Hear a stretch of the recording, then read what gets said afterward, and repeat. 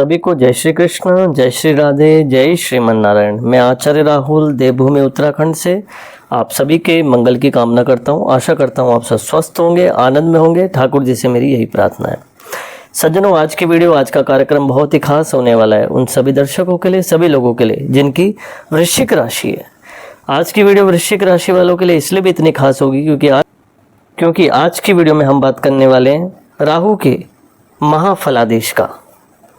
पूरे 16 महीने तक राहु जो हैं वो जागृत अवस्था में रहने वाले हैं। जागृत अवस्था से मेरा क्या तात्पर्य है कि अभी तक जागृत नहीं थे, ऐसा नहीं है दर्शकों।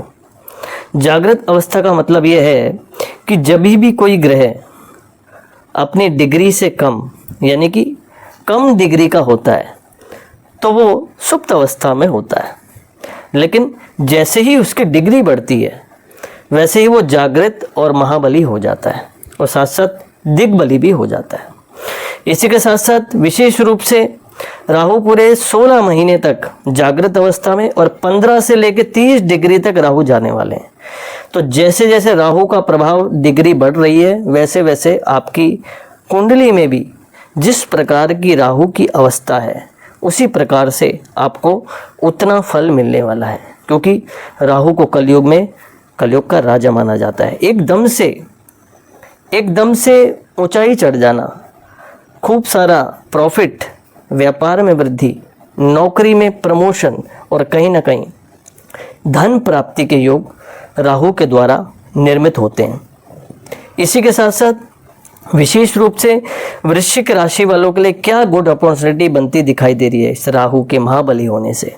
तो सबसे पहले आपका चार्ट आगे लगा है, चार्ट की ओर देखिए। 3 सितंबर से ही राहु अपनी जागृत अवस्था को प्राप्त हो गए थे, यानी कि उनकी डिग्री बढ़ गई थी।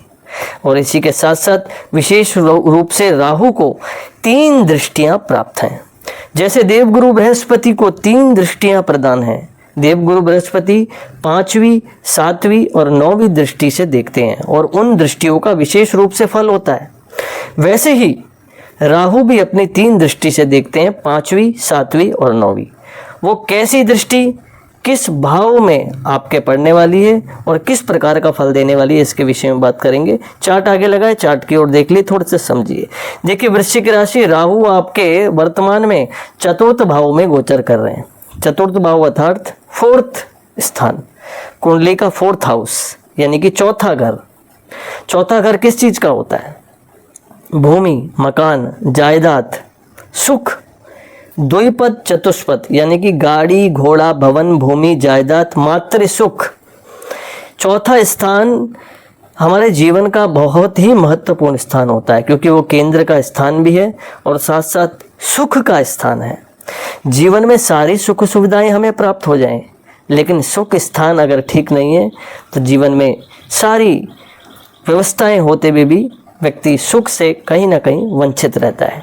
अब देखना यह है कि आपकी अगर कुंडली बनी है तो अपनी कुंडली में ये देखिए कि राहु की डिग्री कितनी है, राहु कौन से भाव में बैठे हैं, पाप ग्रही हैं, शुभ ग्रही हैं या किसके साथ में बैठे हैं। कमेंट बॉक्स में ज़रूर बताएं और साथ साथ मुझे ये भी बताएं कि आपकी कौन सी महादशा चल रही है। आपकी शनि की महादशा तो नहीं चल रही, आपकी केतु की महादशा तो नहीं चल रही, साथ साथ आपकी राहु की ही महादशा तो नहीं चल रही। ज़रूर मुझे बताइएगा। अगर राहु आपके शुभ स्थान में है बैठे तो विशेष रूप से फल देने वाले हैं और विशेष रूप से दृष्टियों का बहुत ही महत्वपूर्ण प्रभाव रहने वाला है। तो देखिए, राहु 4th भाव में आपके अब उनकी डिग्री बढ़ेगी, उनका प्रभाव बढ़ेगा, जागृत अवस्था में आएंगे। तो साथ साथ 16 महीने तक कहीं ना कहीं वृश्चिक राशि वाले उनके जीवन में जरूर होगा। आप ध्यान से सुनिए, आप कोई ना कोई नया घर बनाने की सोचेंगे, कुछ ना कुछ नवीनकरण आप करने की सोचेंगे। अगर आपका घर बना हुआ है तो कहीं ना कहीं आप सोचेंगे कि घर को आप पुनः निर्माण करें, उसको और अच्छे तरीके से आप बनाने की कोशिश करेंगे, यानी कि कुछ ना कुछ घर से संबंधित काम चलता रहेगा। साथ साथ भूमि का कोई विचार आपके मन में जरूर रहेगा।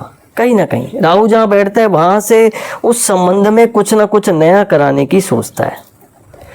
गाड़ी आप लेने की सोच सकते हैं, ज़मीन आप लेने की सोच सकते हैं, या फिर कोई ना कोई आप मकान लेने की सोच सकते हैं। लेकिन गाड़ी चलाते समय ध्यानपूर्वक आपको सावधानी बरतनी चाहिए, बस इतनी सी बात।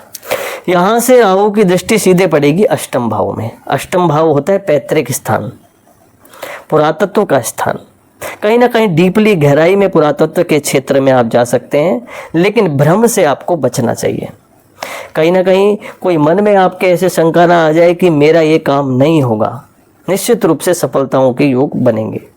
इसी के साथ साथ अष्टम भाव ससुराल का भाव भी माना जाता है। मैरिड लाइफ से जो जुड़े हुए लोग हैं उनको कहीं ना कहीं ससुराल पक्ष से बहुत ही अच्छे तरीके से बात करनी चाहिए और रहना चाहिए। कहीं ना कहीं संबंधियों से प्रेम पूर्वक आपको रहना चाहिए।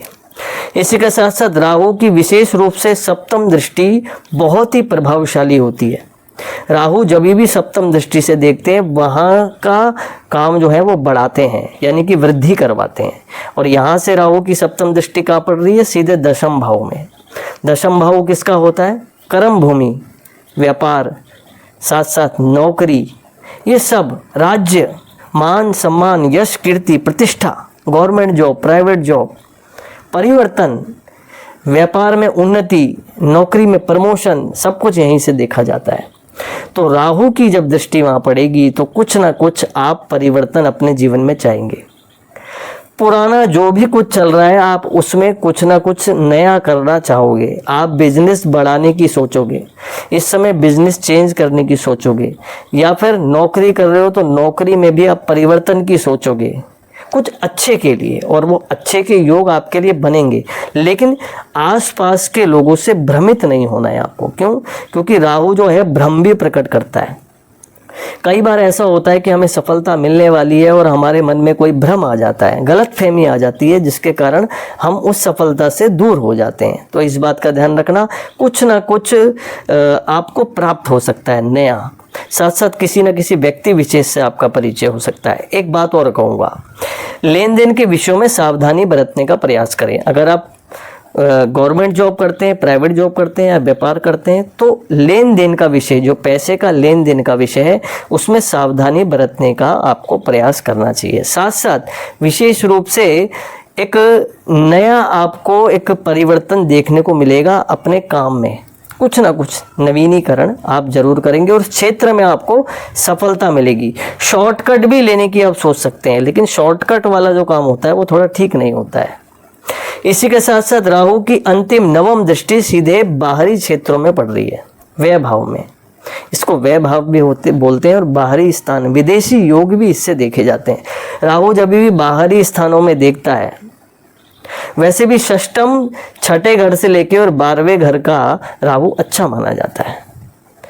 छठे घर का राहु तो रोग नाशक, रोग की भले ही उत्पत्ति करा दे, लेकिन साथ साथ शत्रुओं का विध्वंसक होता है। ऐसा व्यक्ति पराक्रमी होता है, बाहरी क्षेत्रों में भी सफलता प्राप्त करता है। लेकिन राहु की दृष्टि द्वादश भाव में पड़ने से बाहरी क्षेत्रों में विशेष रूप से लाभ हो सकता है। बाहरी सेल्स के जिनके वर्क हैं, जिनका मार्केटिंग का काम है, वो कहीं ना कहीं अपनी गुप्त युक्ति, गुप्त शक्तियों के द्वारा अपने कार्य को सफल बना सकते हैं, यानी कि उसमें उन्हें बहुत ही ज़्यादा एक प्रॉफिट मिल सकता है। इसी के साथ साथ 2 उपाय वृश्चिक राशि वाले जरूर करें, बहुत ही सुंदर योग बने। एक तो प्रतिदिन भगवान शिव को जल अर्पित करें, दूसरा आपकी राशि के स्वामी मंगल देव बनते हैं तो प्रतिदिन हनुमान चालीसा का नियमित रूप से आपको पाठ करना चाहिए। साथ साथ ये बात ध्यान रखें कि अधिक जानकारी के लिए अपनी कुंडली का विश्लेषण जरूर कराएं। नंबर आपको हमारे चैनल पे प्राप्त हो जाएगा, वीडियो के लिंक में भी प्राप्त हो जाएगा। आप नंबर ले सकते हैं और व्हाट्सएप में हमें अपनी डिटेल दे सकते हैं। तब तक के लिए दोस्तों मिलता हूँ नेक्स्ट वीडियो में।